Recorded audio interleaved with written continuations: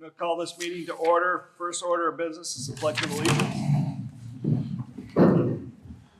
Pledge allegiance to the flag of the United States of America and to the republic for which it stands, one nation, under God, indivisible, with liberty and justice for all.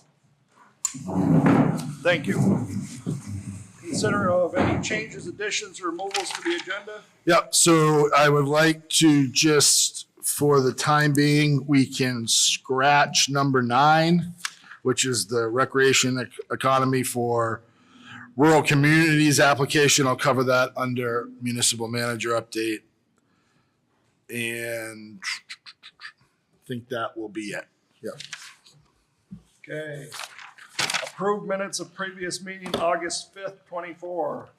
Make a motion to approve the minutes as presented. We have a second. Second. Open for discussion. Being none, all those in favor signify by saying aye. Aye. Guys opposed? Guys have it. Comments from citizens? Okay, being none. Department head reports, August 2024. Should have them all. I am passing around a copy right now of Parks and Recreation. Thank you. Do not believe we have planning and zoning, but that will be shared by tomorrow or Wednesday for this month, past month. I believe some congratulations are in order in the Ludlow Ambulance Department. Congrats to Dylan Chambers, who just began an AEMT class and is set to complete in December. I'd also like to shout out our chief, Stephanie Grover, who is officially out on maternity leave with her new addition. Congratulations to both. Very much so. What was that addition? Baby. Baby girl, Thank you. born the 26th. Yes. All are doing well as you can be. I did have a brief communication with Stephanie, and I had sent her a picture of my daughter, who's 13, going into 8th grade. Another story. And I said, well, it's all fun and games until this happens. And she said, well, I wouldn't call a newborn all fun and games, but that's duly noted. So they are all well. Anything on department head reports? Okay, being none, Southville Crossroads speed limit discussion. This had been brought up to my attention from at least one or two community members who live on South Hill Crossroad. One of them, unfortunately, could not be here tonight to discuss this. There have been, 2 incidents there that have really brought this to the forefront. One was a dog was hit in the road, unfortunately, and the other was when there, not maybe a month or two ago, there was a truck that took out a number of power poles there. So her concern and their concern was over lowering the speed limit on South Hill Crossroads. That current speed limit is 35 miles an hour on that road. I've been through this a few times with different roads in this town, but also in Cavendish before I was there. And it can be a tricky situation because very much like the conversation we've had about the 4-wheelers, it's enforcement. If we lower it to 25, is that even reasonable, et cetera? There's a lot to going into it. If the board is even considering looking at this, I would recommend teaming up with regional planning because that's part of it and having them do a speed study. We did that on Tierney Road in Cavendish, and there was concerns that people were supposed to speed limits 35 miles an hour. There was going, and when you look at it, the average speed was actually 32. I live right in Cavendish, and I'm on a corner, and I can tell you, I sat there, and I had a radar gun that I got from Green Mountain because I'm like, I'm gonna fix this, and the perception of how fast people are going is a huge difference. So the question is, I'm all in favor of talking with Logan and getting a speed study done. That's the first step. If the board so wills that. But then we have to really look at it and, is it worth the squeeze of what is the actual benefits of this rather than, is it perception if obviously if we have a speed limit and we do a speed study and the average speed is 32 miles an hour, then that's a different discussion. But also, again, it's enforcement. We can't ask our PD. We have one officer on during the day, and we've been working on enforcement. I spoke with Sergeant Warfel last week. He went out and sat on Gia Farm Road. And that's a big part of it. And that would be here as well. But again, can't have one officer 12 hours a day on South Hill Crossroad. So Brandon, do we know both those incidents? Were they both speed related?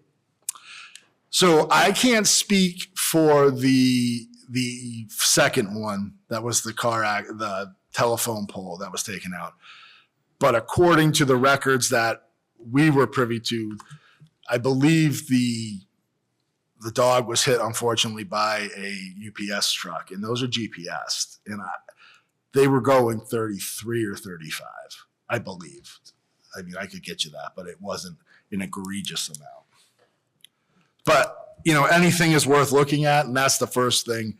If the board's going to do anything, I would recommend a speed study, and that's really the jumping off point. Logan, would you agree with that? Yeah. Yeah. I mean, I don't think there's an action. Yeah. So, I don't think it hurts to do it. no. So That gives us the numbers, Gives us because otherwise we're kind of just. you're gonna shooting need blind. need it anyways. Yeah. Okay. Then we can touch base on that, and I'll relay that back to Okay. the property owners. Anything else on that? Okay, comment from tree warden Phil Carter.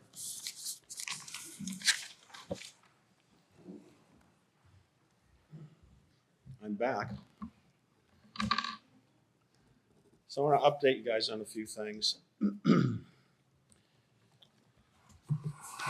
One of the things I'd like to have you start thinking of is to start to consider our trees as a municipal infrastructure. They're really important to the town. I mean, I think, who doesn't like a tree? Any hands here? And we have to treat them as such. So there's a couple things, I've been kind of diving into this a little bit. And one of the things a lot of municipalities are doing are tree mapping projects where they actually map the municipal trees and they follow their growth and their health and this sort of thing. This was actually done in Ludlow. I did not know this, but Gene Strong gave me some information that back in 2003, the early 2000s, every tree in town was mapped out. I have it here on this spreadsheet. It's pretty interesting stuff, what the species are, where they are, and so on. And then in 2004, somebody who knew what they were doing, a forester or an arborist or something, came in and went through every single tree in town and measured them, described the health of the trees, and so on and so forth. So I have the printouts of that here, but it seemed to have ended back in 2004. Tree mapping is, I think it's a good thing for the municipality to follow our trees to see if they're healthy, if they're growing, if they're diseased. Should we remove them? Should we do whatever with them? So there are software programs available. I know there's one through UVM. And I'm not asking you for anything. You don't have to make any decisions. This is the fun part of the discussion. Just hang out here and listen to me. But I'm going to follow up on this unless you tell me not to, about maybe working with UVM a little bit. And this would probably be a project for next summer. They'll come down and do this with us and set up a software program so we can get all this instead of printouts. We can get it in a database on a computer and everybody can see it. So any resident in town, if they're curious about the tree on their sidewalk or their street, they could actually go to this site, punch it in. There'd be a picture of the tree and the latest assessment of its health and so on and so forth.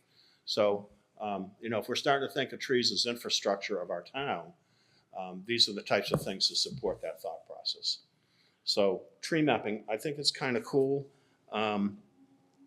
Maybe something we could start to put together and actually do next summer. It'd be a nice winter project for me to put these types of things together. So last information we have, 2004, that's quite a while ago, but it goes through every tree, the ones in front of Kelly Real Estate, All Season Motel, Teen Center, the attorneys, Grumman Ski Club, and so every tree in town. It's right here. Are those on town land or is that on? That's a great question. I don't know all of them, if they are or not. So one of the things that we have to see is what's on town land, how far out, how far out of the right of ways for the center line? 15 feet? 50 feet? All depends. From the center line, Depends. either side, They vary. you know, what is the municipal land there? Does it go by grade of the road? You know, like, It's, think it's it from the center depends. line. I mean, a lot of it Depends on is, class I of mean, road. yeah, and generally speaking, I always would go by, you know, a 3-rod road, you know, so even if you went 50 feet wide, so 25, 24 and change from the center line, you're getting pretty close, you know, so I would usually kind of said 24 feet from the center line. Anything from there in is in the right of way. But again, that can change by deed and town. yeah, well, we'd have to know exactly what they are Yeah. for what towns and so on. The only time we can go onto private land and mess with a tree is if it's a public danger. It's an imminent public danger. Or it's a disease and it's gonna, you know, it's gonna mess up all these other trees in the area. So anyway, that's that. I also came across this information. Some of you may remember Patricia Nye. She was very active in town. She left some money for maintenance of trees. And to be specific, it says, to the town of Ludlow, Vermont, for the maintenance of trees, their containers, and immediate surroundings in the village of Ludlow. I know she was involved with the locust trees that are planted in front of the mill with the cages around them and stuff. Well, she left $5,000 to the town of Ludlow to maintain these trees. There's $2,400 left of that money. So again, no decisions, just letting you know that it's sitting there. And at some point we could possibly, I mean, this is up for from the way I understand it, talking with Ula, this is up for the town to decide how to use these funds for the maintenance and care of these trees. So, Mr. Carter, in the front row there. good presentation so far. Question, roughly how many trees do we have in the village? I don't know. How, I mean, how many pages do you have up there? The tree inventory, yeah, when they did the assessment, there's 1, 2, 3, 4, and there's a few trees on each page. We have 4 pages of the tree assessments. You know, they measured the diameter at breast height, the condition of the tree, that they identified the species, and they identified where it was. Could be no more at this point. I mean, these were 2004, so there could be more. Some of these might be gone now. I don't know. Okay. But this information is kind of hanging out there, and thought I'd find it. I found it and thought it'd be interesting to share with you guys. Well, it would also then let us track the health so that if we know that we need to maybe replace a tree in the future, or like if we've got ash trees and we choose to maybe inoculate them, that might be. Well, ash trees, another whole discussion, George. No, but this sounds like you'd be able to track the trees, and so that you could kind of, you know, as the tree warden, you're not just going off a 20-year-old piece of paper with some Yeah, I mean, information on it. This is a good starting point, but yeah, it would be a whole new inventory, starting fresh. And, you know, having a computer base that everybody could access, everybody, would be meaningful as opposed to these old spreadsheets. There's got to be people interested in volunteering and helping you out. Well, I next got that summer. on my list. I'm not Ah. Where do I sign up, Mr. Carter? No. So I mentioned when we talked a couple months ago of the community tree planting grants that are available out there. There's one in particular that we should be interested in. It's run by the Vermont Urban Community Forestry Program. Minimum is $5K, maximum is $75K. And the goal of this grant is to mitigate flood damage and climate change. I mean, if Ludlow isn't front and center for those two things, I don't know who would be. The grant is, actually the applications are open now. Everything has to be completed by January 10th, so we have some time. But one of the thoughts that have been floating around, and Kelly and I shared this idea recently, and other people have brought it up too, is maybe seeing if this grant we could actually start a community nursery. With this grant, each project is its own project. So if we decided we wanted to go for planting in the historic district along the side of the road, that's one project. If we wanted to reforest a Little League field, that's another project. But if they would allow us to get a grant to start our own nursery, then we'd have a stock of trees that we could use wherever we wanted to. Just a thought. But we have to come up with a plan. If we want to go after some of this money, we have to come up with something that we want the money for. So a community nursery is one thought. Reforest the Little League field is another one. Something in the historic district would be another thought. The Timber Inn property would be yet another thought. Would reforesting be kind of the same thing as building a nursery? No. So what's the difference? Why? I guess if you wanted to do a nursery, that's to use your, wood to whatever you want to do. But wouldn't you also, if you opened up a nursery, wouldn't that kind of help the floodplain because you have all those roots there? Well, those trees are going to be planted so they can be pulled out and removed.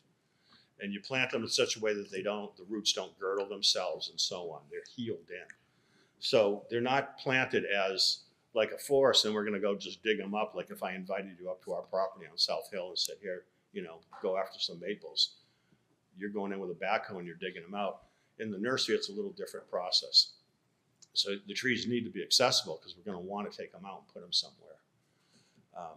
It's just a thought. Yeah, and you don't want the nursery in the flood zone. You're right. So we'd have to find a spot somewhere in Ludlow. It would have to be safe, from vandals or, kids doing donuts at night in that area. Somewhere accessible that, we could get at them pretty easily. But the town has land. We could find a spot for them and tuck them away somewhere. It's just a thought. I don't even know if they would allow us to do this. But if you guys kind of like the idea, we can call them and ask them. We could push that button and see. I don't know. Kelly, do you have any thoughts on that? Yeah. Okay. She has some thoughts. When it's her turn, she's let them know. And the only reason I bring that up again is the clock's ticking. We have time, but we really want to by, the next month, certainly by late October, we want to have our ideas down so we can start putting this together and we'll put Cherry on the case. She'll I do think well. the direction of this board is to keep learning and growing with our new tree warden. Absolutely, I'd always take it forward. Is that your recommendation that you think that's the best choice? If we could get a grant for that, I think it's a great idea. We could get a variety of species that, we're planting like along the side of the firehouse. Those trees are coming out along the side of the firehouse. But what are we going to put back in there besides Japanese knotweed? Some native plants, some things. If we had our own stock of this stuff, it would save us money in the long run. And, we'd have a little more mobility as to where we could put stuff. Again, this is all conceptual. They just may hang up the phone on me when I ask them and, label me a troublemaker or something. But if we have that thought of going forward with this, we can at least investigate it. If they say, no, that's not the idea of these grants, then we have to come up with a project if we want to go after the money. I think those three ideas you named off, great ideas. And I think, at least me personally, whatever ones you say, hey, this is our top choice, would back that and support whichever direction you think is best for the town.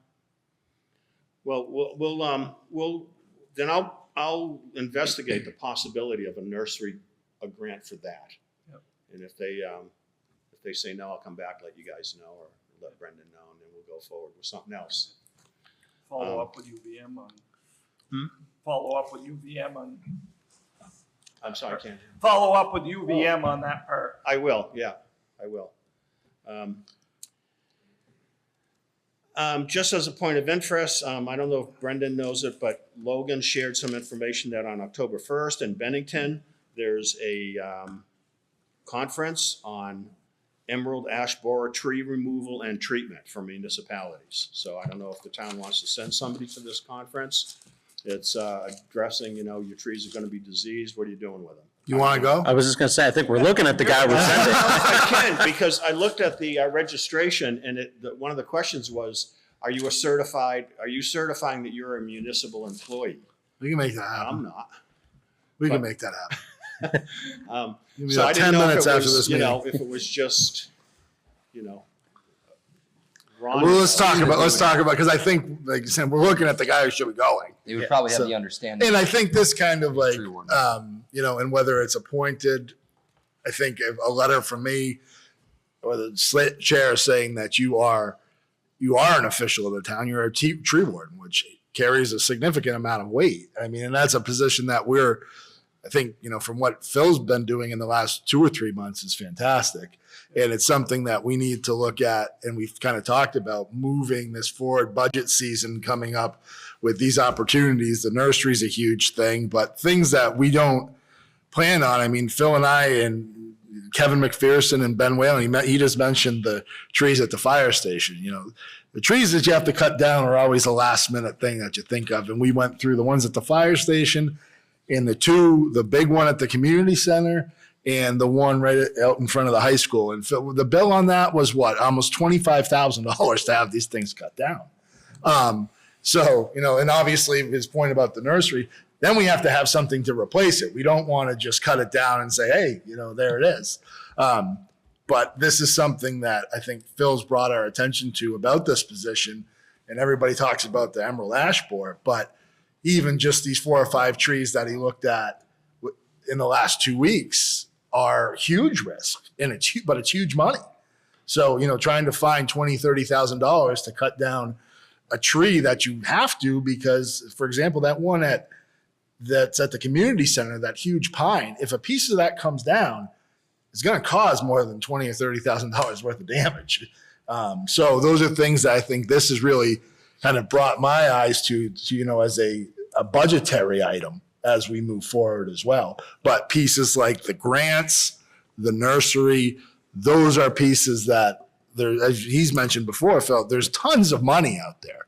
We just need to be able to go after it. Your most dangerous tree right now is the one on the high school lawn. Yeah. And Kevin had given us the quote. So that one probably, if he hasn't already, he's lining that one up to come down within the next probably 7 to 10 days. Yeah, good. So It's just coming down one way or another. it's coming down. Yeah. Phil, Yeah, would you go ready to make it happen? yeah, I'd go down. Yeah, I like Bennington. Go down and hang out there for a day.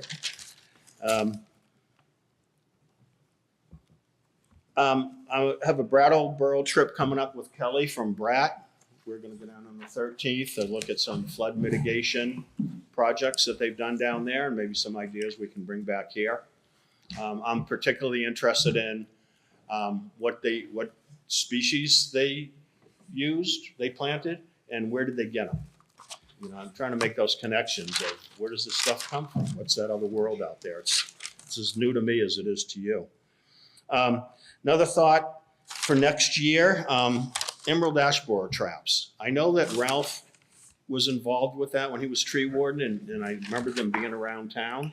I don't know where he got them. I don't know if the town paid for them. I know nothing about this, but I'm going to look into it, and I'll report back to you guys. Bob Grant was also on that team. Oh, so I'll talk to Bob too. Good to know. We probably should have a couple traps around just to see if they're here. They're not far away. And the last thing I have is a thought about a tree committee or a tree advisory board. A lot of towns have them. And these are people that just, you know, you have a small committee, 2, 3, 4 people that, you know, start doing these types of research things and digging a little deeper and, you know, just making the process a little more manageable. And that's all I got to say.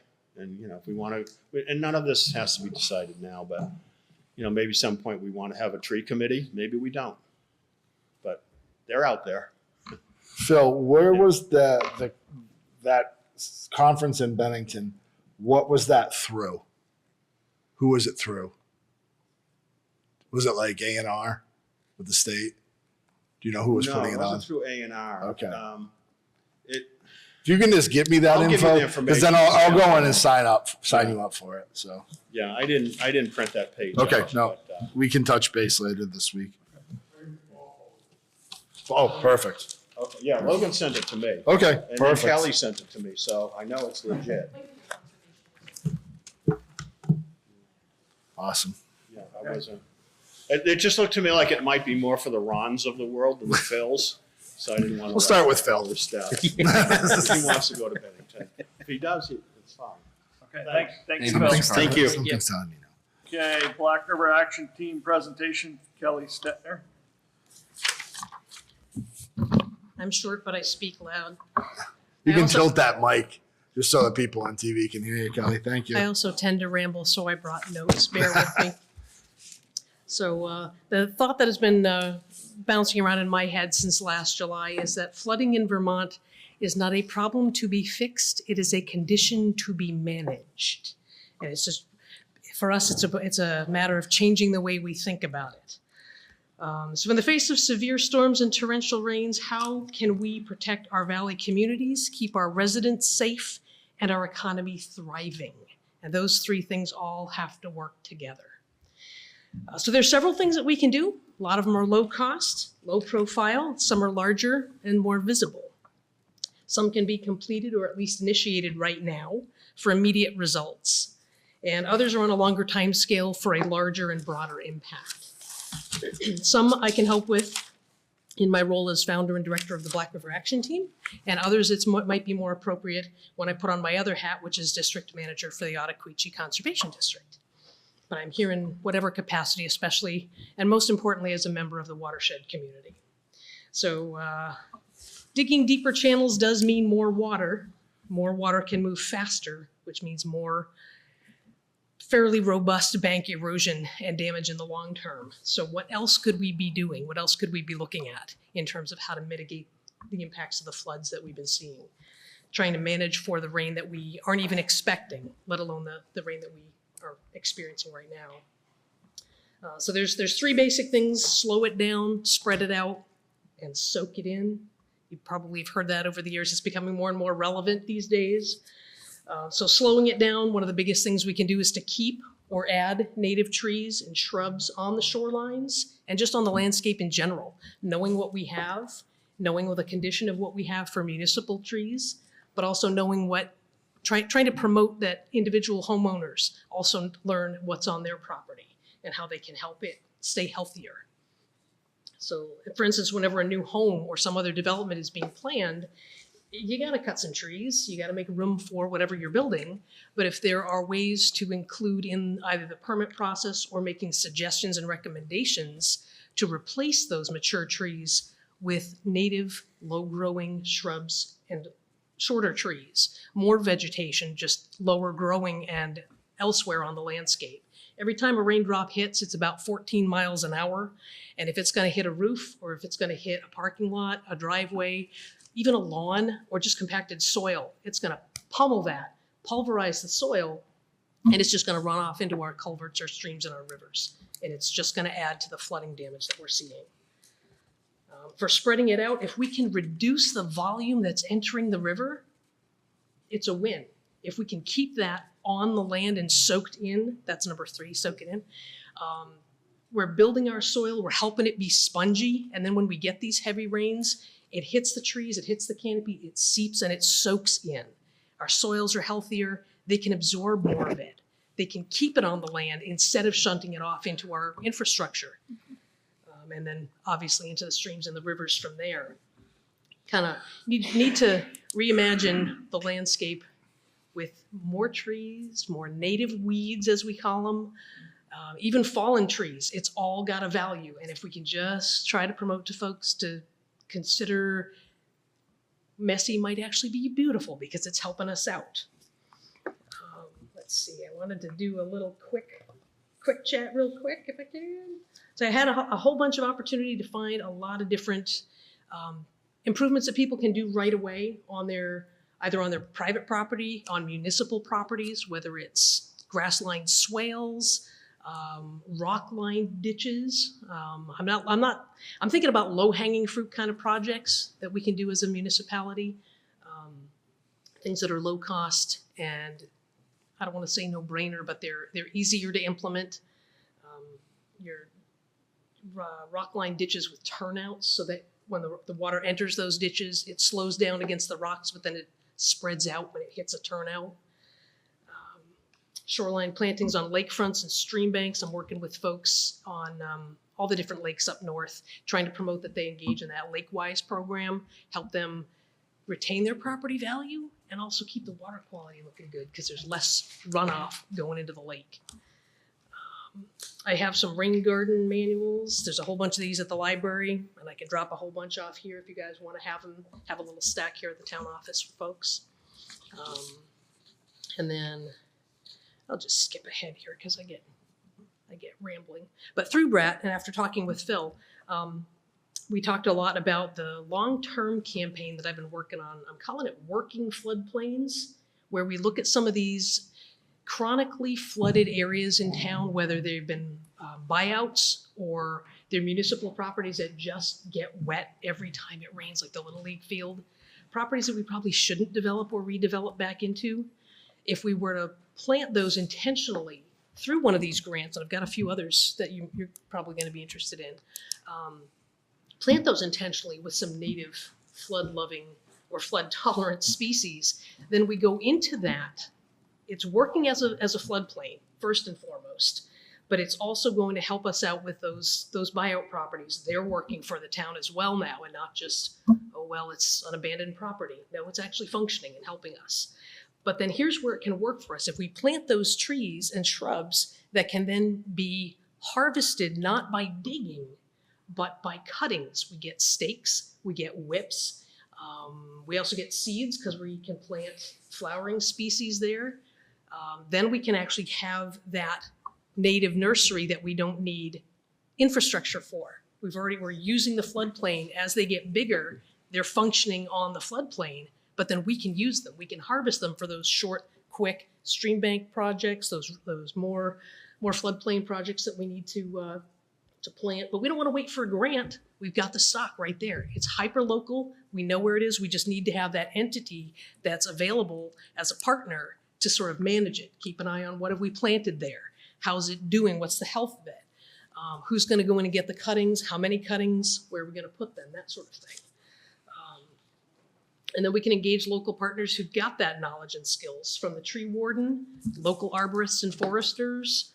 Intervale Nursery is really interested in this. Northwood Stewardship Center, they're up north. They'd be thrilled to have folks down here doing our own thing and having call it a native nursery, but we're not digging and we're not, we don't have a greenhouse or anything we have to maintain. Another win I see for the town on something like this is that it helps you guys achieve some of the goals set out in the stormwater management plan, some of those priorities, and helps leverage grant money for other projects that are flood related and resilience related. And I've talked to the Vermont River Conservancy about their technical assistance. I think that she was on that call with us, Brendan. Yes. And she mentioned that yeah. even if they don't come in as an overseeing partner, they can provide a lot of technical assistance as well. And that would be probably part of a grant that we would get to help offset that. I can see low impact public trails. We're probably not going to put the dog park or a pickleball court in there, like the Timber Inn or something, but low impact trails where we can access it to get those cuttings, to get those stakes, and then to do some invasive management. Work on that knotweed, identify these things, and then help get the public involved so that they can see, oh, that's a dogwood. Gee, I've got 4 of those at my house. That's how to take a cutting. We can have a workshop. Then they can take dogwood cuttings, share them with a neighbor, willow stakes. They can reinforce their own stream bank. Then there's less of all these projects coming to us because people are having stream bank problems. We're getting the information and the techniques out there, how to propagate this stuff yourself, how to identify Oriental bittersweet and make sure you take it down and don't make a wreath out of it. That kind of a thing. So I've always been about the grassroots since starting Black River Action Team 24 years ago, and this is kind of like the next generation for me of it, is getting that real opportunity to get the information out there into the hands of average folks. So as Phil mentioned, September 13th is a field trip to Brattleboro on Burge Street. They have a 12.5 acre parcel 12.5 acre parcel that they are using as a floodplain. And they had it graded to a certain, designed to a certain grade. They've planted it, and even before the trees and the shrubs have gotten big enough to really have a good impact as a floodplain, just regrading it in the last big flood that they had, this is on Whetstone Brook, they estimate it lowered the downtown flood levels by 2 feet. I mean, that's impressive when you're talking about folks who are dealing with damage of 6 inches of water in their homes. 2 feet is huge. So if anyone's interested in that, talk to me, sign up for your free sandwich, and I'll get you a seat in the van. And then September 14th, I'm going to be at the Golden Honey Festival at the Golden Stage Inn. Hopefully, I'm going to get it up and running. I will have a stream table that I'm going to demonstrate if anyone's interested to see erosion and all that good stuff at a small scale. And then the last thing is October 16th and 17th in Chester is the Tier 2 River and Roads Workshop that's being run by the state of Vermont. And that's for municipal planners, it's for planning board members, it's for anybody who works in and around stream banks. Private contractors who run excavators are welcome to this thing. It's a 2-day workshop and it's only in Chester, but I'd be happy to carpool if somebody needs a ride. I can send the link to that if anyone's interested, October 16th and 17th. And I will drop off a stack of these as I head out at some point. Thank you, guys. Thank you. Thank you very much. Bill. Any Thanks. questions? I just, again, going back to that grant, one of the positive things that they said, and I just downloaded this tonight, this is an eligible project cost right here. It says preparation of tree planting areas or supporting the growing environment of a tree or a group of trees, including those grown in a municipal or community tree nursery. It's great. Perfect. Those are good words. Yep, I did go to their webinar that they did on this particular grant campaign, and the working floodplain is something I brought up to them in the question and answer, and they were very excited. They were like, "That's a great use for this." So, yeah, Perfect. Thank you. absolutely. Thank you. Thanks, Kelly. Thank you.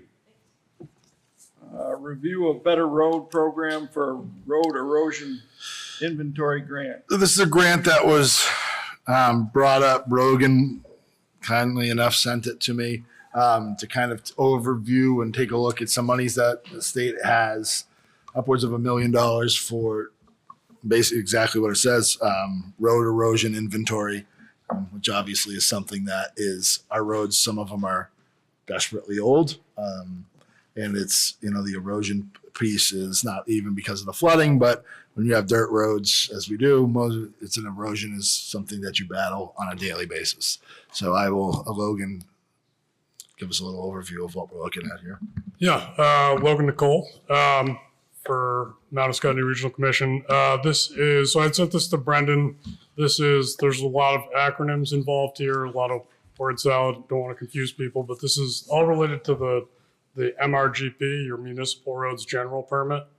Because you have a Municipal Roads General Permit, you are required to update your road erosion inventories, REIs, by the end of September 2027. We haven't done them. In general, the Regional Planning Commission is the one that does these or helps you with these. We do them for all 10 towns in our area. And we had done, I think the last time we did Ludlow was 2019. I think that's what it was. Most of the inventories I've seen. And so we are in the process of trying to plan for and go out and redo all the road erosion inventories in the 10 towns that we help. We had already asked West Windsor and Reading to apply for this grant. We were kind of debating whether we wanted to take up a third town. And I kind of decided, that I would like to ask Ludlow to sign up for this. This will, in theory, you're asking to opt into this money. There's $1 million available. It's first come, first serve. So the faster that you opt into it, the more chance that you'll get it. The last I checked a couple weeks ago, the state had obligated about $220,000. So there's probably still money available right now, but it might not be there too much longer because it's available to every town in Vermont. I had heard in passing that I don't think towns in Addison County are applying, so maybe, maybe they're a little bit longer, but anyway, I'm gonna be asking the trustees to opt into this too, because for now, you are still separate entities and you have separate REIs that you need to do. You need to inventory in Ludlow 662 segments. And so your grant available is about $13,000. It would require a local match of $2,648. So I think the ask here is just, if you guys want to do this, if you want to do your REIs next year, then you can opt into this money and then go through your own procurement policy. And, we do these a lot, but you may have to go out to bid depending on your procurement policy, and then we would be likely the only bidder. Yeah. I think that's a good idea. Yeah, Mr. McNamara, what's Absolutely. yours? I think it's something that we should definitely go after, and I'll put We're it in our required letter. to update it by 2027. Yeah. So if we makes sense. try to opt in, I can fill out the letter of intent tomorrow. So if you're looking for a direction, I think yeah, you have one. Yeah. With a match that low, I mean, Yeah, I it's don't even worth- have to send it out to a bid, right? probably not. No. Okay. And is it just for an inventory of what we currently have, or is there like a, hey, you should do this on this road to mitigate some of this stuff? I can talk about some of that with Ron. This is where we get into some of that word salad and different acronyms, but that is really, the REIs are kind of their own thing. And then the REIs really inform what we call the Grants and Aid Program, GIA. And so you also opted into Grants and Aid for next year.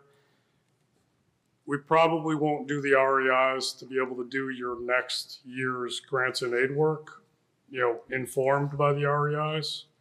But that's where it all comes together. It's, the REIs help you know which segments, at the end of doing the REI, we will know which segments are the highest priority, have the most erosion risk, erosion potential, in the network of Ludlow roads. And then, we can try to come up with projects and specific areas that need the most attention. You have an existing REI, from 2019, 2018. And so we can look at that data now. It's just a little hard because sometimes towns do work and they don't document it great. We do work, we don't document it well. And so some of the REIs, they just get out of date and they don't represent. Obviously, we've also had 2 major storm events since then as well, and that changes the whole, fabric of the stormwater system. Thank you. Thank you. Thank you. Thanks. Okay, moving on to 11, Ryan Silvestri from New England Municipal Consultant to discuss potential reappraisal process. How's everybody doing this evening? So just in your packet, I just want to make sure there should be a contract from Catalyst for software, contract from NEMC for the statistical reappraisal. And then I believe separately printed, there is a letter from myself and the order form from the state to reappraise. So we have been ordered by the state of Vermont to reappraise the entire grant list. Our current CLA is 77 and our coefficient of dispersion, I believe, is 22.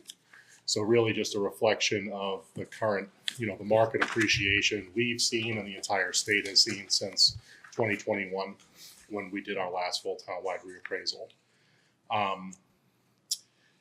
A statistical reappraisal, the state allows us to do it within 5 years of our last full. They really only make us we have to validate our data. So we have to do a 10% sample. It'll be about 300 random properties we'll mail letters to and do full data collection on. If our data changes yields a higher than 10% change in value, the state won't allow us to do a statistical reappraisal. Basically, that's saying to the state, you change too much data in your sample study. That tells us the rest of your data in town isn't good enough to do a statistical update. I do not foresee that at all to be the case.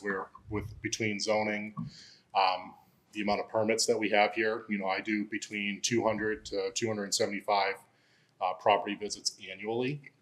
So any new construction, I'm very confident is picked up, as well as a result, after we do our statistical analysis of the sales, I will then do a full final review of the community.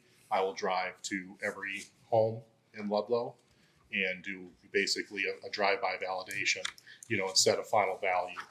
At that time, if I find that, oh, hey, there's a new garage on the lot, or it looks like out back, they've been doing some work, I will then flag that property and send a data collector out to recollect data completely at that property as well. So a statistical reappraisal, it's basically a third of the cost. We're at about, in that contract for $183,000, we're at just, you think just under $60 a parcel. We are bidding full townwide reappraisals at $125, $130 a parcel right now. So it's something where that's why 2026 is important. That's the last year we're able to do it from our 2021 full. The state has also changed the legislation about the reappraisal cycles. So this will also give us a chance to kind of stopgap, because every 6 years now you have to reappraise, and they're talking full reappraisal every 6 years. There's still the option for a statistical within 5, but they're talking about making the requirements a bit more stringent. That's all talk, but it's just good to get on this cycle now, because the legislature this is a huge topic, and the bill is still open. They're still actually hiring contractors at the state level and working on this. So to kind of get Ludlow in now, correct the CLA, which is incredibly important. So for fairness and equity amongst taxation. Money wise, right now, I believe there's like $96,000 in the reappraisal budget. We're going to initiate this by 2025, basically by the end of billing for the contract. I believe there's going to be about $150,000 available in the reappraisal fund, which I think is only going to leave, I think, 30 or I did them. It's in that letter. I think it's 23,000 to be raised in taxes. Yeah, 23. So those are rough. I think I did the calculation on 30,000 a year as a state allowance. I think we're actually getting 32. So 32,000. Yeah. So with that, I just threw a ton at you. I would love to stop and if you have any questions.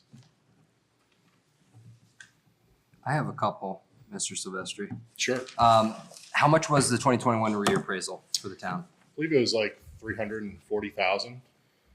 And where did those funds come from? I believe that mostly the reappraisal fund, because it was a really long time. I think it was over 10 years since your previous full town-wide reappraisal. I think it was 10 years. It was almost. a long time. I think it was over 10 actually. I remember that vaguely. Yeah. And this Catalyst contract Yep. is independent from the 96,000 number.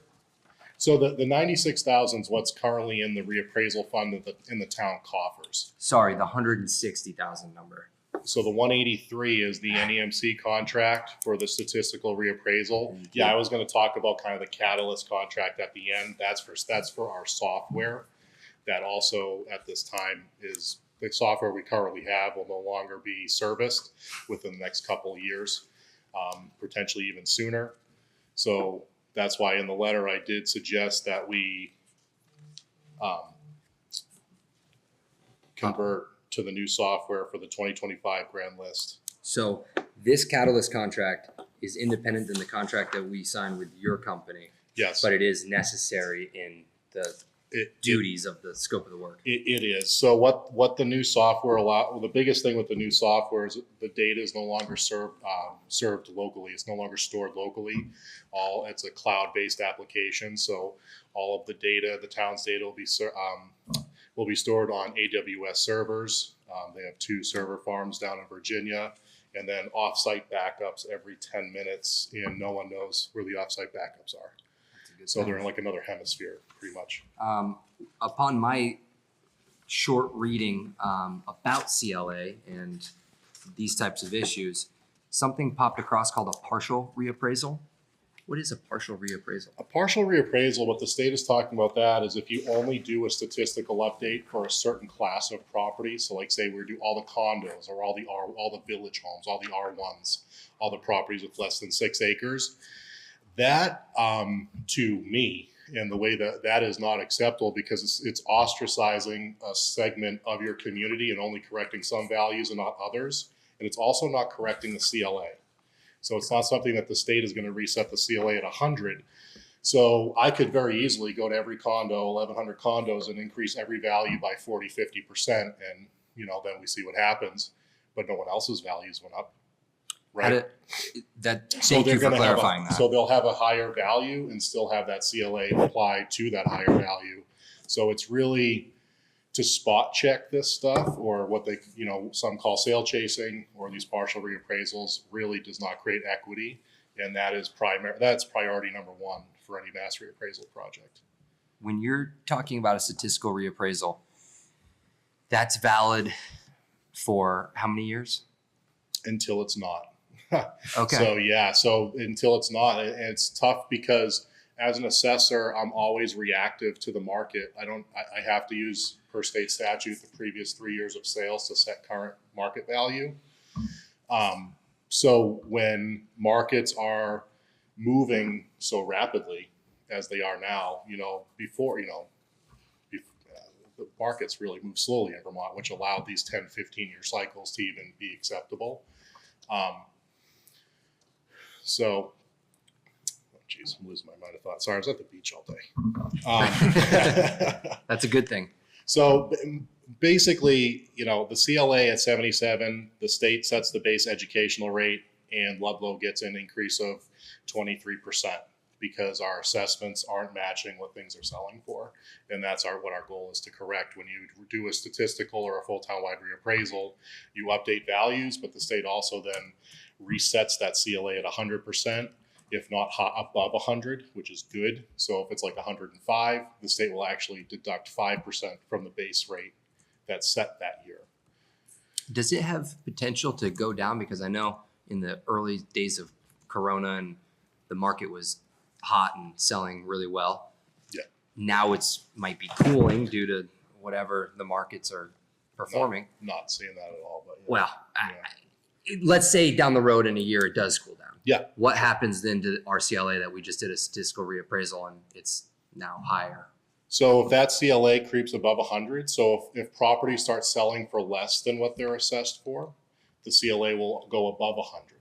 And then they'll subtract that percentage from your base education rate because now our statistics are showing that we're over assessing.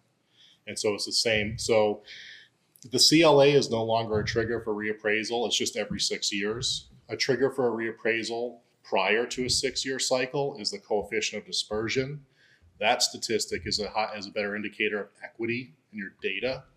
And that now cannot go above 15. Is there any downside to doing a statistical reappraisal versus a full townwide reappraisal? No, not if your data is good, and I have a lot of confidence in our data. So it's basically we're yielding the same result. We're revaluing every property in town. It's less invasive to the taxpayer. It's about 35% of the cost, and it's acceptable to the state. So we definitely push these wherever it's able. So like I also work in Jamaica. They have no zoning. I would never even suggest to that board that we do a statistical reappraisal because I'd have no confidence in the outcome. So one question is, there a certain sector that has made our CLA drop more than another? Are we talking about different building types? I know condos are our largest unit percentage. Mm-hmm. Where do you see that is caused the big drop? I mean, just all the above, all classes. Okay. I mean, okay. Yeah, because remember the 2021 values, I had to use 2018 sales. So 2018, 2019, 2020. So we were even showing, we actually had to, and you guys didn't even have to hear about this because we took care of it. We actually had to prove to the state that through a time adjustment to the older sales in our study, we made adjustments to set market value for 2021. So we actually crept it up a little bit because we saw where the market was going. We're still very conservative because within 2 years, our CLA was really starting to dip in the market because the market was just taking off. Now, to piggyback off that, being that our ed rate is being times by such a portion, is it worthwhile to consider doing it sooner rather than later? Being our CLA is probably not going to get better. So so that 2026 is the soonest possible. Okay. I can't do anything else. We're booking out to 2029 conservatively. Yeah, it still hasn't changed. I think I've said this to you. Every town in the state is in this same boat. So Killington CLA dropped to 50, Stowe 60. 2/3 of the state's under order from PVNR to reappraise. So the market statewide in Vermont, they're seeing these leaps and bounds. For a while there was talking with the DAs and doing a state analysis with all the vendors. We were seeing a 1% appreciation per month on average statewide for close to like 30 months. So there's just monstrous, and that's statewide. Localized, obviously, it's much different. You get into the ski towns and your tourist destinations, and that appreciation is much higher. So I'll also say this, higher values does not equal higher taxes. Tax rates will change as a result of We this. try to make it very clear that your property taxes and education taxes are kind of two different beasts. So you have your municipal tax and your ed tax. So your municipal tax rate, so just for easy numbers, if the grand list goes up 100%, your municipal rate will be cut in half, right? But the educational rate, because the only control we have as citizens or taxpayers to control the ed rate are voting in state legislators. It's kind of more of a convoluted control of base rates. What we can control is that inflation rate that the state uses as a deterrent for towns to keep their values accurate. Because that just basically, I'll use the word punish. It gets allocated to everybody in town non-discriminately. So whether you have a 1954 single wide or a $3.5 million ski home, that 23% is getting added onto your base ed rate every year until we make that correction. So because you're pretty confident about our data to begin with, your municipal taxes for the average homeowner probably isn't going to change a whole lot, but we're going to be more in line for state. Taxes. It's correct the CLA and equalize the grand list. So kind of an example I'll use. So let's just, again, for easy numbers, let's say the overall percent of change on average is plus 50%, right? So on average, properties are going up 50% across the board. If a singular property goes up by 75%, that's an indication that you're likely to pay more in taxes.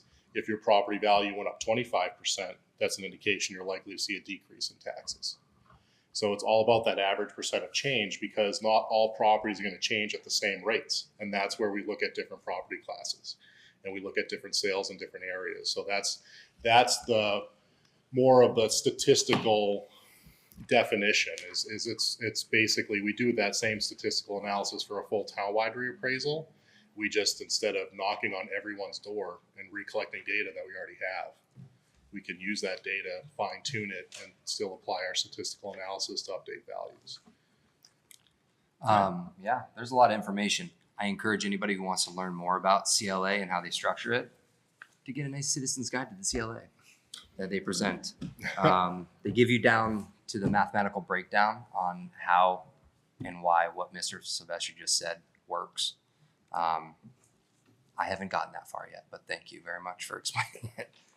I'm ready to move forward with giving the green light on this. I just have one more question. Yeah. So is it something, obviously looking in the future, that's hard to judge. So there's a number that causes, previously, I know the rules are changing, that has caused when our CLA goes down below a certain percentage. Is it realistic to pre-plan for us to do statisticals in between that 6-year gap if we come to a certain threshold to try to save the taxpayers money? So yeah, absolutely. So statistical is almost like a cheap stopgap. a cheaper stopgap for a community if the circumstances are correct. So with the 6-year cycle, it's a bit more unknown because so we do it for 2026, 2032 is already on the books, right? At Right. the latest. Right. But if the market shifts abruptly year 1, year 2 outside of the 26 statistical, we could then do a statistical reappraisal. So it's using a statistical after a full town wide can push out another full town wide reappraisal longer than 6 years because our biggest expense is boots on the ground. So that's what we're trying to kind of limit here. And still, every property will still be visited as well. So, Thank you.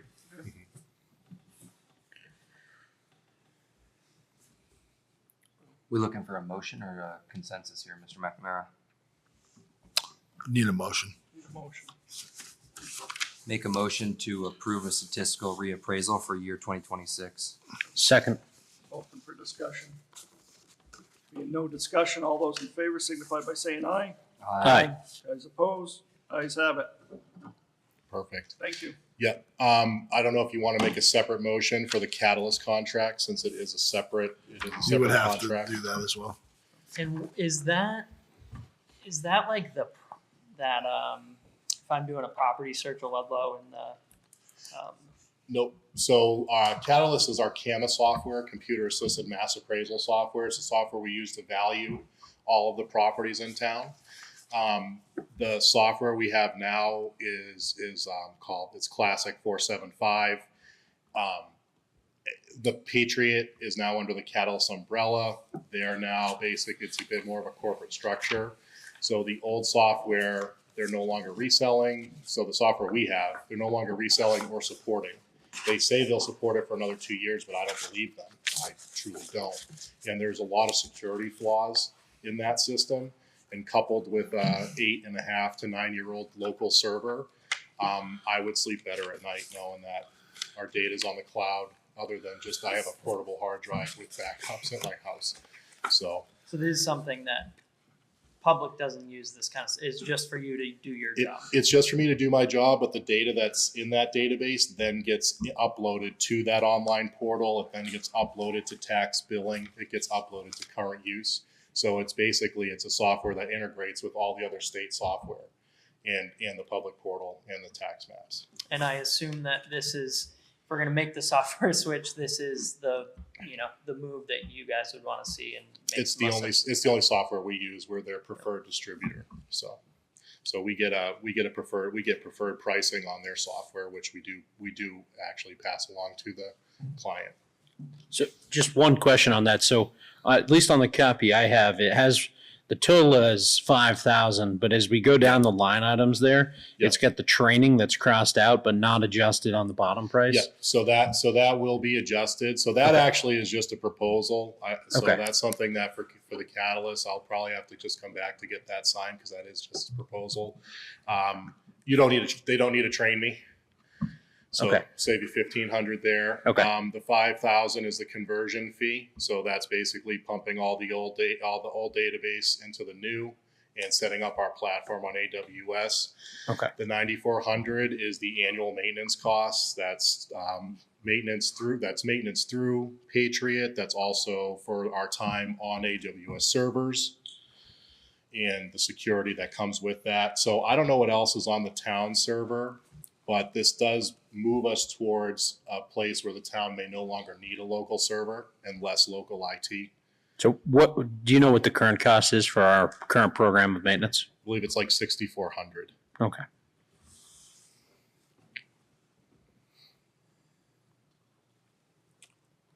You said you needed a motion, right? Just to approve we'll come back with the actual cost. You just need a motion to move forward? Correct. Okay, I make a motion that we move forward with the Catalyst program. Have a second? Second. Open for discussion. Being no discussion, all those in favor signify by saying aye. Aye. Guys opposed? Ayes have it. Thank you. Thanks, Ryan. I'm sorry, just one more thing. I'll get out of here. That state order to appraise, I do need a signature from the chair that I have told you about it, so I can send it back to PV&R and acknowledge that I'm doing my job. Yeah, so I'll have Brett sign it. Thank you. I'll give it to you. Okay, thank you. Thanks. Review and possibly approve the release of ARPA funds. So we have, there's two here. One is for, is kind of from last month, which is for the Ludlow area sports trails. They are here, as well as you have a proposal from Fletcher Farm. Fletcher Farm is here as well. Just to give you an idea that I think after our last meeting, I had sent you an email that ULA had stopped in and said that with the interest recalculated into the funds and what we had allocated after the last meeting, we have a balance currently to be allocated of $57,156.23. So that is the remaining balance. So I know that you already have the proposal from last. I don't know if you want to have, it's up to you. Fletcher Farm speak right now, since they're here. I thought the Fletcher Farm presentation was quite thorough. I'm happy to learn more about it, but kudos. Thank you.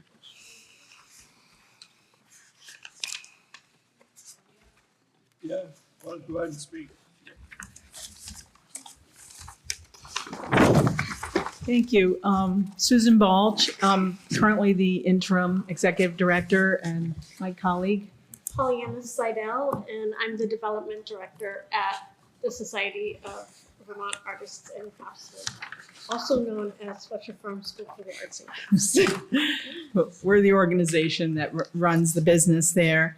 And you said you all had a chance to look at that, so we are appealing to you for, we are, most of you know that we are in transition right now after COVID and the floods last year, that we didn't suffer any damage physically, just financially. Not to mention, just for many years, we've been going through quite a change at the school. So we are in the midst of, we raised over $20,000 to engage in strategic planning. So we have been doing that for the last 6 months. So we just recently came to a decision that we want to be a community arts center. We want to serve the community more.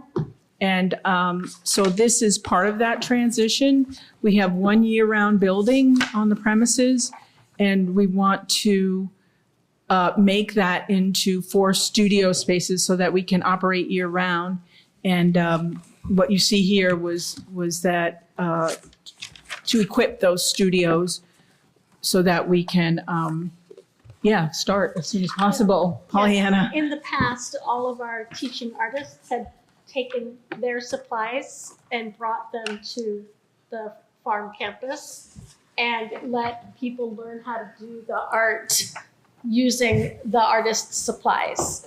And so we really, as a school, we provided the means to connect artists and students. Going forward, we want to remove the barrier to entry and work in a way that allows Ludlow residents to actually engage in the arts and appreciate the arts. We are also, as you read, it goes beyond Ludlow, that we want to support all of the Okemo Valley. The closest place that you can go to participate in the arts as an adult is to go down to Manchester or up to Woodstock, over to Claremont. And it's a different feeling. And so we want that to be part of the town of Ludlow, is to be able to offer that and make it an affordable offering. By owning the capital equipment, we take away a huge barrier to entry for people wanting to make pottery, do silver fabricated jewelry, to learn how to weld and braze so that they can make metal art, or even engage in the fiber arts with weaving or sewing, whether it be for quilting or for fashion sewing or repurposing clothing that you have, and things like that. Do you have questions for us? I mean, your presentation was great. The paperwork is all here. The only question I have is, I see your sustainability plan here. Class and workshop fees, annual membership dues, grants to donation, community partnerships. Do you guys have a 3 or 5 year plan in place or a general idea of where it's gonna go? We will have that by the middle of October. We are working on that right now. We have approached Fletcher Farm Foundation, who owns the property, to see if we can shrink our usage of the campus to include that one building and one of the other buildings. We have to get permission from them to make that to move forward. And then we will be able to really work on that. But our idea is that we are already engaged with artists to run the jewelry program, the fiber programs, and we have a dedicated volunteer for each of those programs to get them set up and running. So That's even without receiving ARPA funds, it will take a lot longer and it won't be as open and available, but we will be able to stay open for another year. And that hopefully over time we can write those grants and get more assistance. You know, there's a big difference between serving tourism and serving your community. Mhm. And so we are moving into that realm of serving our community and being here for the community. Well, when I was in high school many years ago at Black River, I would take soldering classes, Mhm. pottery classes, and different things, and I found great joy out of it. And I thought it was a wonderful Do program. you remember that kiln that you used? Uh-huh. It's still there. Is it really? Yeah. I do remember that. That's kiln. why there's a new kiln on the list. It's time for an I upgrade. mean, we chose these because we do have the volunteers and we have some equipment and we have the human resources to be able to establish those programs. It does not eliminate other programs, but these are what we're going to focus on. There's so many artisans in the area too. It's a great outlet. Is there any other questions from the board? Particularly the youth, Betty. Yes, we will Yeah. continue with the summer Yeah. youth program. As a matter of fact, right Yeah. now, like this past summer, such wonderful Ludlow and TRSU art teachers volunteered so that we could continue to run the youth programming. And we hope to expand it so kids have a place to go for all of the summer months. That's great. And hopefully we can also Seniors do, and we can also do like school break programming, because when, you know, it's in this type of area that we live in, when the kids are on break, it's also the busiest time of year up here. So like, what do you do with your children? And we want to be one of those alternatives. And go ahead, what was your? yeah, we are in the beginning stages of a lot of this, but right now or in the past, a lot of what we have done is geared more towards tourists or people coming to the area with immersive learning, 1 to 5 day classes. So this is going to represent a transition for us to be able to offer classes, shorter classes, maybe like 6 weeks long, one night a week, something like that. And the cost will make it more accessible to the community. So it's a real transition for us.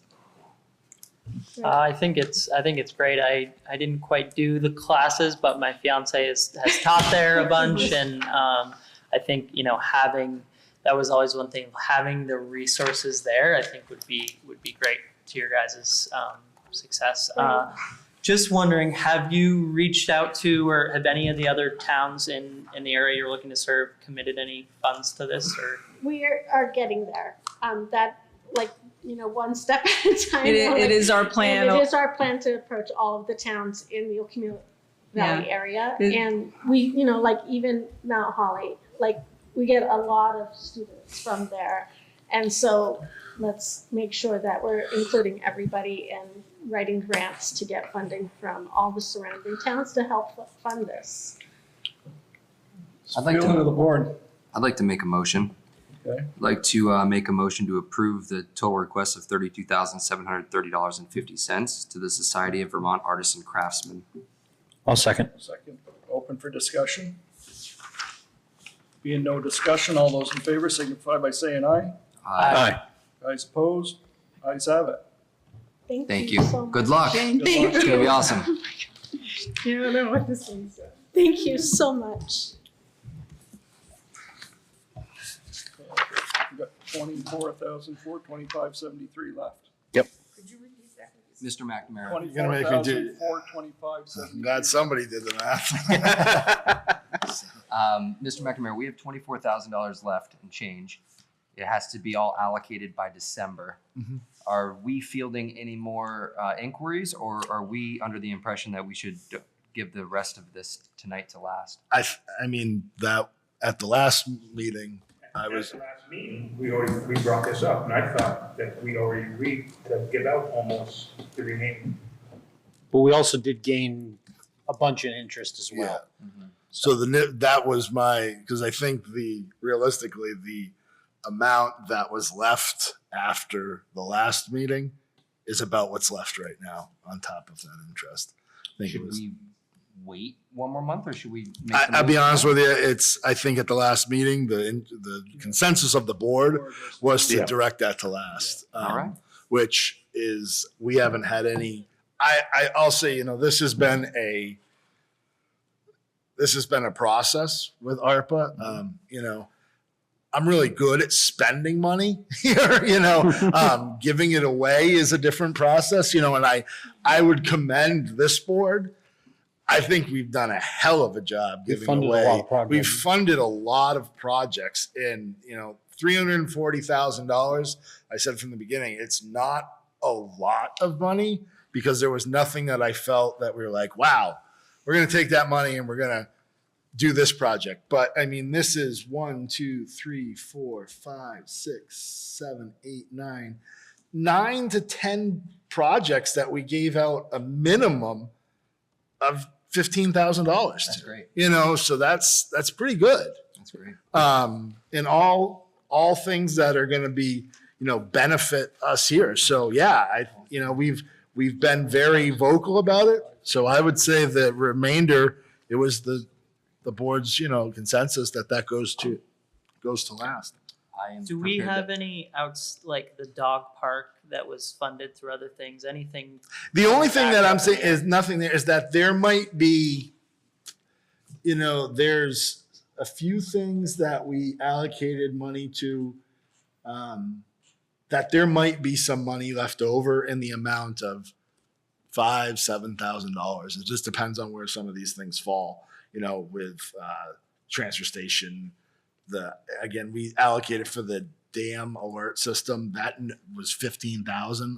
Those monitors are realistically $7,000, but I didn't know how much installation is going to be. So there might be some, but I think at this point that will clear us here. That should go to last. And if we have any more money, we can cross that bridge. But again, I will make a motion to approve Ludlow area sports trails. Is it sports trails? Okay. $24,425.73 to zero out our ARPA balance. Second. Second, open for discussion. Being no discussion, all those in favor signify by saying aye. Aye. Guys opposed? Guys have it. Thank you guys. I rode those trails 2 days ago and they were awesome. Keep up the good work. Thank you. Consider approval of Patricia Archibald. no, you need the approved Oh, wait. liquor license. No, And I believe here you can correct me here. This board is just dealing with Blue Duck. We're not doing the Depot Street closure, correct? Village That's Street. Village. That is So this would be correct. just a so we Blue need to Duck approve Deli. Liquor license request for Blue Duck Deli. Just Make this. a motion to approve. Second. Open for discussion. Being no discussion, all those in favor signify by saying aye. Aye. Guys opposed? Ayes have it. Anything to sign on that? No. Okay, consider approval of Patricia Archibald, local Sevka board.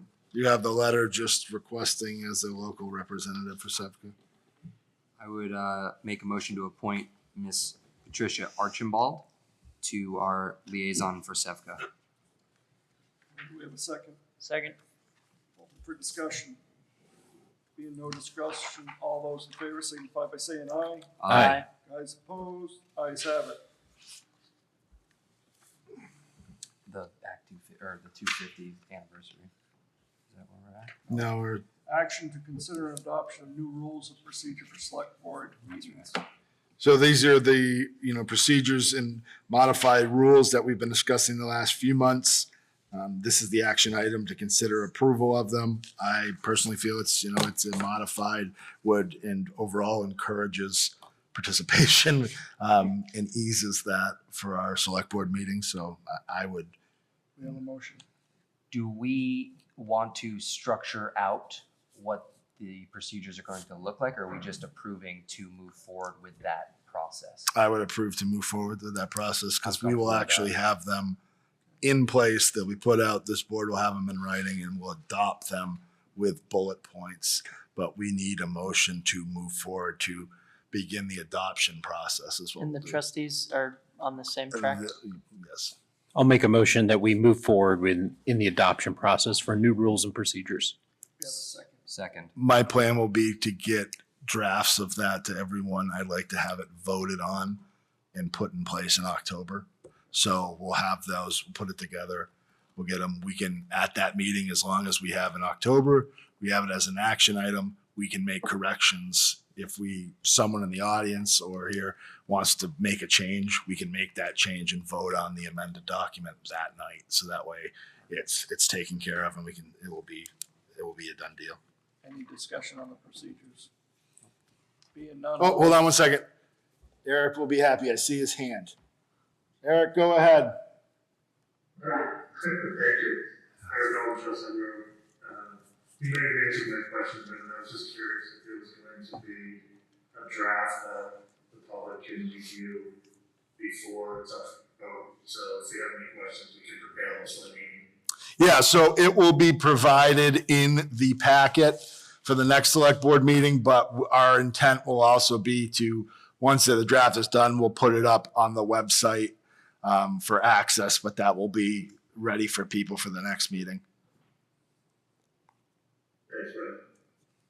Okay, all those in favor signify by saying aye.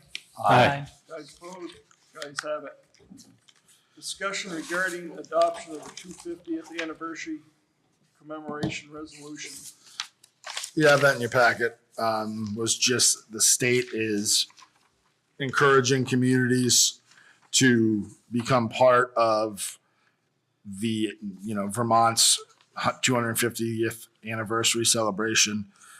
They ask for a committee to be formed or a liaison. I don't think that we need a committee necessarily, but You're going to be the I could be liaison? the liaison. I'm pretty good at that. So I don't think this is a negative. There's doesn't cost. There's no cost associated. It says that the town may Yeah.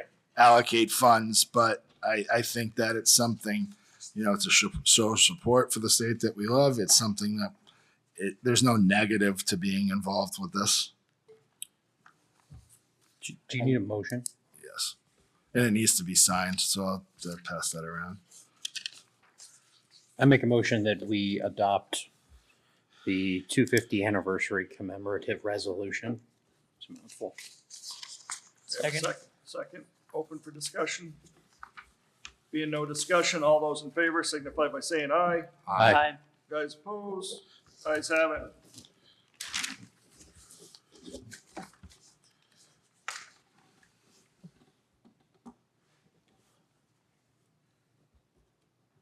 There's a lot of Revolutionary War history around Ludlow. Is there any actually pertaining to Ludlow? There might be, and I will say not just because she's here, but I spent a number of years going around with Bruce McEnany in Cavendish, and it was like my own personal National Geographic special. So it's something that I treasure, and it was. Now I do it to my kids, and they tell me to stop talking, but it's fine. Cavendish has got A history. lot. Rockingham's Yeah. got history. Yeah. Windsor, obviously. Mhm. Yeah. Great.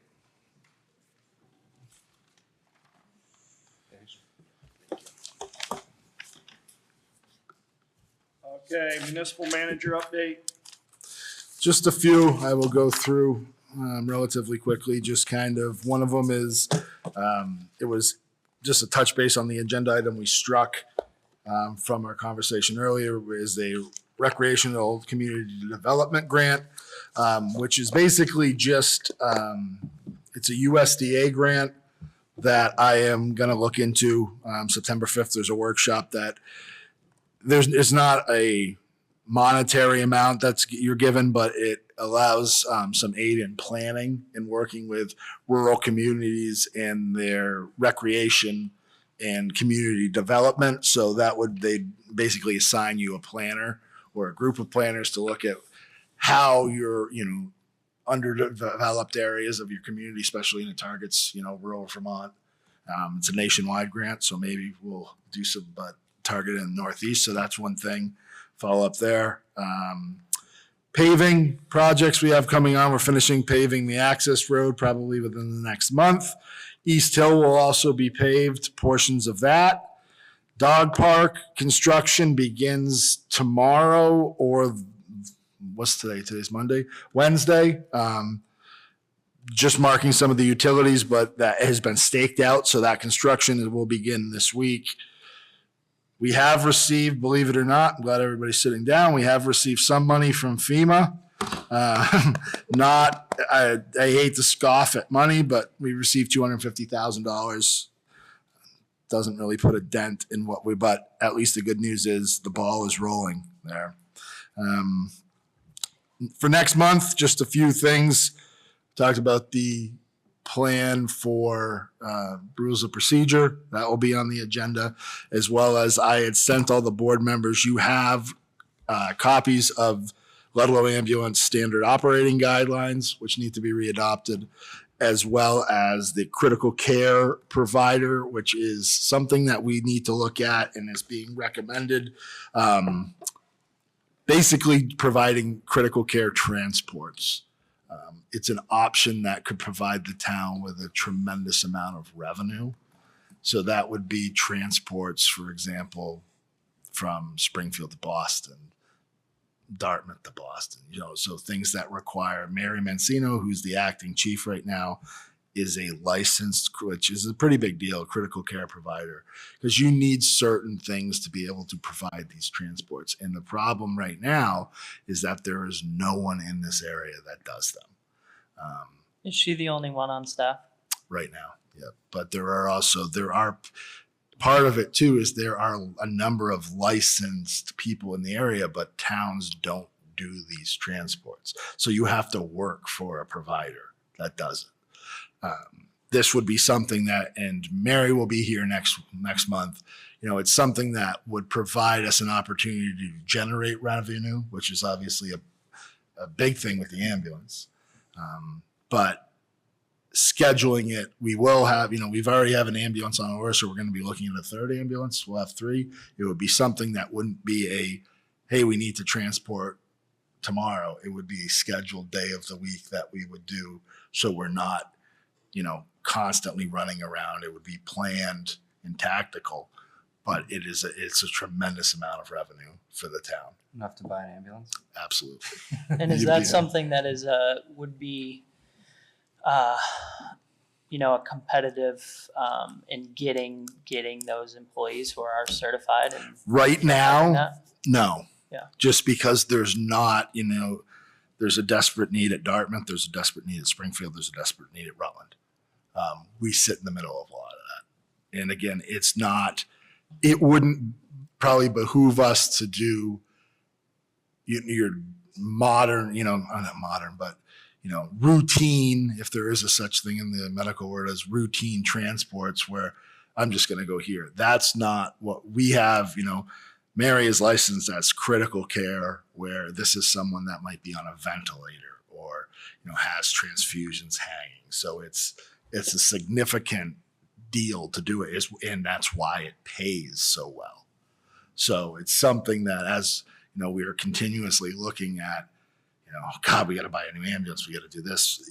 This is where that money will come from in trying to save that from the taxpayers. So I gave it to you ahead of time because it's a tremendous amount of reading. Yeah. But, Mary will be here next month to talk about it a little bit more. And then finally, just kind of an overview of what this month looks like for meeting wise. September 11th, we have the River meeting, which is a joint meeting with the trustees and the select board, which is here at 6 p.m. Mount Scottney Regional Planning will be here. On the 12th, September 12th, Option Tax Committee meeting at 5 p.m. That's downstairs. 18th is a merger committee meeting downstairs at 4:30.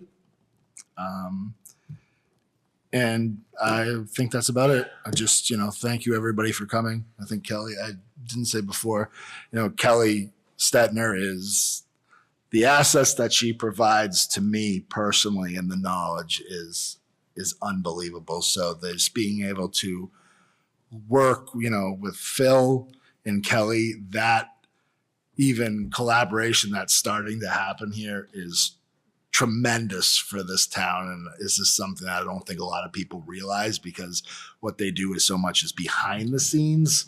But I laugh because I saw that she said, well, we're going to Brattleboro. I'm like, man, you gotta start sharing her with other towns now. Like, we can't be doing this. So just Kelly, thank you for coming, and thank you for all you do. I know it's a tremendous amount, and I'm thankful for it personally. That's all I got. Other business? I just had two questions, Brendan.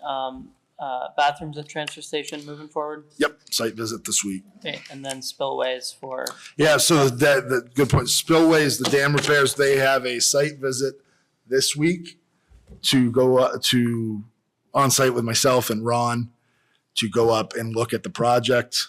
Then the bids are due by Wednesday, and work to be done within 30 days of the bid submissions. I will say that, we've been talking about this, and it's been a process because it's all USDA money and I was looking at the bid, and I felt, internally and personally, I've been struggling because it has taken a while for this to be done. And when I was looking at the bids and the things from when the same ones were damaged in 2011, we're on the same time frame as that work. It took a year for that to get done, and the bids went out in September. So I felt a little better, and it was a little more relief for the town, where it was this isn't as slow as it feels. It is, but it isn't. So both of those are, ideally the spillways will be done. That work will be done by October 12th per contract. Anything else under other business? I'll be brief. Hi, Melissa Rockhill, Ludlow resident and Black River Valley Resources. We heard both tonight from Phil and from Kelly on floodplain restoration. Brendan mentioned that River is coming back on September 11th. They're going to have a list that will involve floodplain restoration. I'm wondering if there can be like a point of coordination. I think the obvious choice would be Phil if he's willing, but he's not here. And I just wanted to make the suggestion to you all and get you to start thinking about it, because the Regional Commission through River is going to be putting in for the FEMA grants for different projects, while Phil and Kelly are going to be working on other grants. And it would be nice to see it all be cohesive. That's a good Okay, point. Thank you. Well, thanks. We'll let Thank Brendan, you. we'll let Yeah. Brendan follow up on that. I think having you Thank play, you, sir.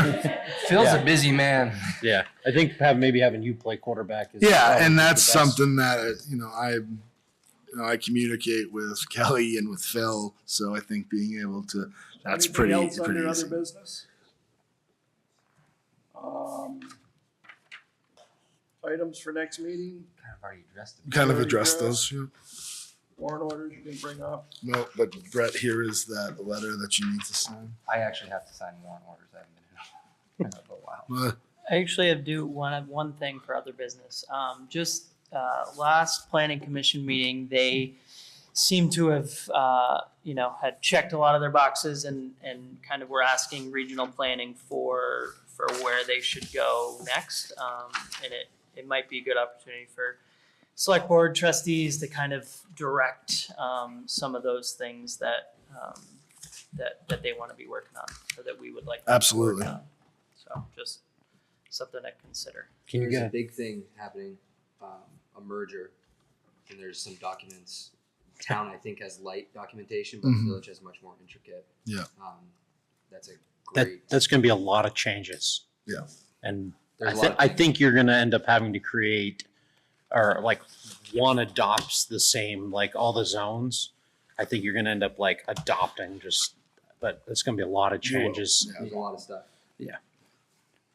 I'm starting to think about that. Might also give us the opportunity, if there's a list of ongoing things that need to be addressed. I probably got a few from the DRB side that we Yeah. can look at, but if we have a Absolutely. list. That it's good for this board to give direction to the commission. Well, and that's the duty of this board, is to Right. direct, and the commissions that you and committees that you appoint are ultimately accountable and, report directly to you.